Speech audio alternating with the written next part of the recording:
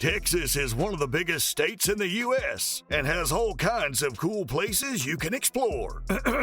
While you might think that it's just desserts and cowboys, this really isn't the case. Whether you want to explore art, history, or beautiful landscapes, Texas has it all. And in this video, we're going to go over some of the best places to go in Texas. First up is Padre Island, National Seashore. If you're a bird lover, then the first place you should visit is the Padre Island National Seashore. The island is filled with all kinds of migratory birds, almost everywhere you go. It has 350 different species to be exact, and you'll probably see birds that you've never seen before. Birds aren't only the cool thing about this island. You'll also see some pretty rare sea turtle species all around the beaches. And speaking of beaches, Padre Island is one of the most popular gateway spots for beach vacations. Most of the island is actually just a beach, which is why people love it so much. Plus, the water is almost always clean and super blue. The Padre Island National Seashore is near the south of Corpus Christi and is around 70 miles from end to end. Next, we have El Paso. El Paso, or Sun City, offers breathtaking views of the setting sun over the Franklin Mountains every night. El Paso has a bunch of wonderful attractions, including the Museum of Archaeology and Wilderness Park and the Chihuahuan Desert Gardens. You can also take a stroll along the Paso Mission Trail or even drive around the Trans Mountain Road. Trips over the border to Ciudad Juarez